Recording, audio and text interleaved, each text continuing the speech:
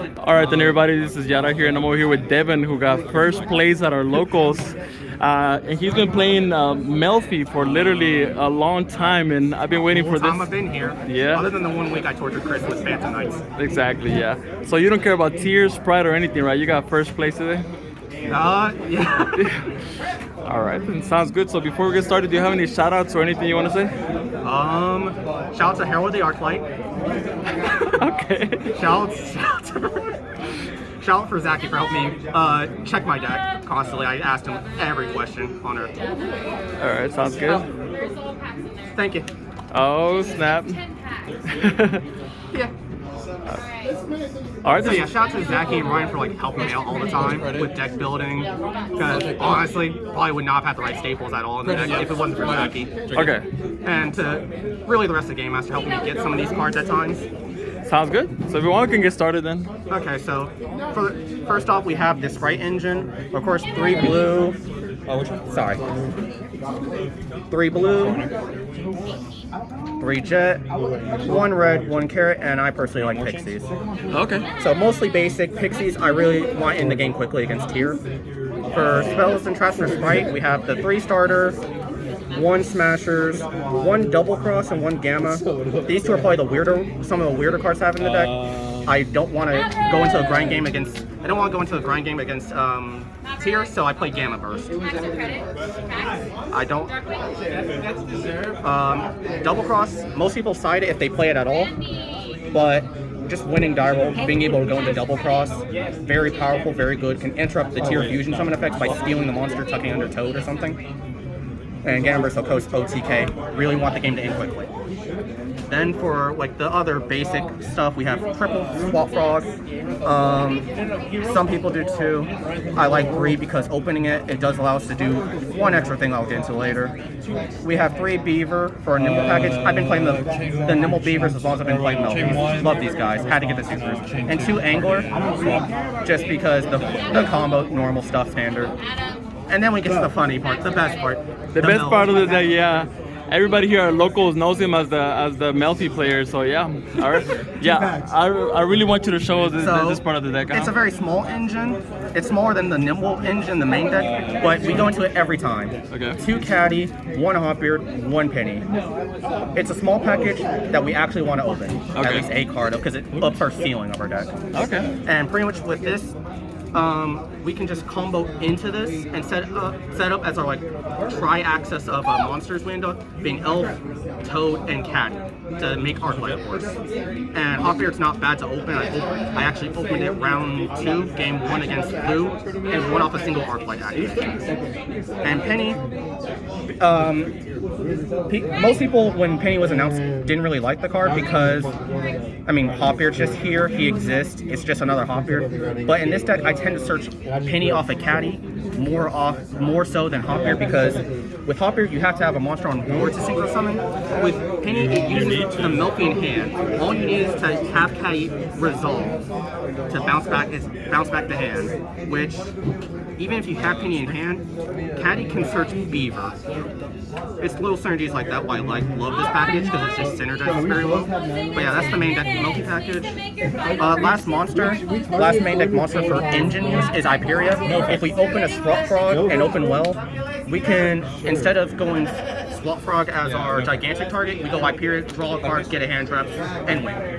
And then for generic spell, we had Foolish Burial, also part combo. We Foolish Nimble Angler, just to summon Beavers. It's a 1-card starter. Yeah, I did. And then for staples, we have 2 Magnemute, 1 Druisform, 1 Sereneer. I hate the Bestials. I hate breaking on them. I bricked on them like twice. How I won, I got lucky that I was going against like IDS that game. So I banished all the Outsters. Okay. But we have to play them for tier. They're good against tier. They do stuff. I'm only playing 1 Druisform, playing a Sereneer, and if we open multiple, like all 3, we get to do all 3. And Druisform's not that amazing against tiers. Anyways, we also have 3 Veiler, 3 Triple T, 3 Imperm. Very standard for Spright at this point to play this for all standard reasons. One question. Do you think Triple Tactics should get banned? What do you think? Or do you think it's a fair card? I think it's a fair card that can help certain low power decks make good plays. It can shut shuffle a card into the deck. It can rip a card. It can draw 2. It can, yeah, he's blanking out. But take a monster. Take a monster. All 3 of these are, of course, powerful banned effects on other cards. But another thing is you can just brick on it because it's a hard once per turn. And sometimes it's not an amazing option. But sometimes the opponent's hand's just that good to where the steal doesn't matter, or they just like dodge the steal effect and draw 2. You could just draw more talents like you do dualities. Not dualities, desires, desires. So yeah, that's the main deck, 42 card main deck. Perfect. And then the extra deck for the Spright engine, all normal. 2 gigantic, 1 sprint, and 2 elf. Does all the normal plays. We use at least one of each of these on the first turn, and then we just go into these as need be later on. And then we have Toad and Melffy the Force as our engine XD. So Toad, of course, is Toad. Pretty much a Spright card at this point, more so than a frog. But this, it's generic. Most of the Melffy XZs need beast monsters. This one doesn't. So you'll just make this with like a blue and like a beaver remaining on the board. As you're about to set up Toad, you'll just have 2 bodies. Instead of going straight into Toad off the gigantic and a body, you have another body, you go into this, you search Caddy, and then in face you can summon Caddy. It's very easy to do, it incorporates very well into combos you're already doing. So you can just make Arclight for free. Speaking of, we have Arclight and Merry Melffy. So Arclight, this is our tier killer. This is our tier Kryptonite card. Okay. And against other decks, it's just an Omni Negate that also destroys the card. For obvious reasons, we're not doing the ritual effect ever. And then Merry Melffy is probably the most all-it's card in our deck. Bar none, almost. It's alpha, but in the extra deck. On summon, it bounces a card. There's a nice interaction that if you don't go into this because you open a Melffy card, but you knew you can get the double synchro, which the double synchro is if you open any of the 4 Melffy cards from the main deck and open really well, you can have a spare body. That's so you can get Penny because you can search Penny off of this if you open Caddy, or if you open one of the Hopper or Penny, you can just search Caddy. Caddy search a beaver if you have a beaver. It can't search itself, you do have to be careful about that in your lines. And what that'll do is you can summon Arclight against Tier, just have the interaction, and then when they like try to leave main phase, you can do the other Tuner's effect to summon this and bounce the threat to Arclight. So it's a rare instance, but it can happen more so than you think. So there's our Synchros and our Melffy. Then we just have utility cards. Onibimaru to banish, of course, help clear boards. Jin for when we like shifter or under shifter, just a good negate, a backup plan if we can't Toad. And then for OTKs, Daigusto Phoenix. Originally I was playing Cat Shark, but this one synergizes with Gamma Burst and Pixies better. Because with Pixies, the attack gain stays until the end of the battle phase. So you can just like gain a lot of attack, swing over the monster you're fighting, do 15, and then swinging with the boost. No, but I'm saying like, but if I attack. And Gamma Burst also boosts it absurdly. You can do near 6k by itself. And then we do Downer and Zeus as our last XZ monsters. I'm not playing Sky Cow due to X face, and the fact that Zeus is only okay against here.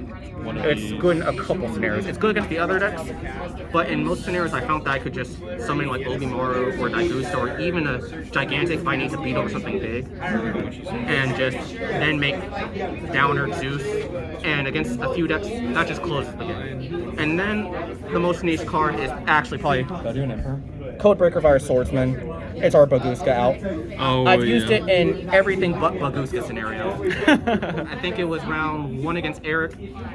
He put me under Legendary Ocean, which reduced my beavers to 1. I didn't read the card. I had 2 beavers and a sprint on board. I made this and went into Gigantic that way, using this in sprint. But he also just summons himself back if he gets destroyed, so he's just annoying, pretty much. So that's the extra. And then our side deck, we're playing 2 evenly, a Change of Heart, and lightnings, and 2 lightning storms as our going second suite. Going second monster removal suite, and Harpies as extra going second back row removal. So I learned that putting in too many of these is like oversiding. I could brick on multiple copies, and I never was putting in more than 2 evenly 2 lightning, so I just cut these down to 2. Change of Heart against Exo is apparently FTK, as they need access. With like Vadis, they need a body, and plus you just steal their interactions. Do you think this can come back to 2 or 3? No, because also mind control exists. You can just stack these abilities. It already stacks with triple tap as a steal, so I think it's fine at 1. Some people play it, some people don't. I think if you really want to steal monsters, you can also just play mind control with it. Pretty much the same card at this point. Overall, I think it's good, but they made the right choice playing Come Off, giving us extra copy to work with. Harpies just for like mainly flu. It was also good for Mystic Mine, but Rip Bozo, don't come back. And then for extra back row, we had 2 Cosmic, mainly for us going first or going against like a deck that someone would make me go first. And then game 2, if I had to choose because I like lost, or game 3, I would just side this and 3 Ash, pretty much refuse to pick a direction of going first or going second. Okay. 4 minutes! And Ash, not great against tier. Good to pair with Veor and Imperm in the main against Blue and Sprite. Like it can start the spellcraft searches and stuff. Good card still. I don't think it's good enough to be in the main, not the format for it. But in the side, it can still hurt some decks. It can hurt certain hands. It can win games still. And then we have Triple Shifter, of course. Best card of the format, right? Pretty much the poster child of the format if you're not tier specifically. Yeah. I was originally maining this, but it's not great against anything that isn't tier. Pretty much, it can hurt Sprite's Nimble package, but that's about it. Nothing else really struggles against Shifter, so I sided it to main Veor, and then yes, I will commit the Warcry. Okay, I mean you have to nowadays, right? This is here just because the normal summon effect. Yeah, It's exactly. special dude, special blue, get 2 bodies. Yeah. Yeah, and then you can like special blue again because you didn't use his own effect. Yeah. The damage effect doesn't really work. It's not Yeah, the really- life gain. Yeah, who cares about the life gain? I only use like half my round because the combo takes forever when you include the Melffy stuff. Okay. But that's the deck pretty much. All right. Speaking of Zaki, he showed up at the last second. He's been getting first place a lot of times. Oh. Why was that so awkward, Zach? Why did you do that? All right then. Thank you, Devon. No problem.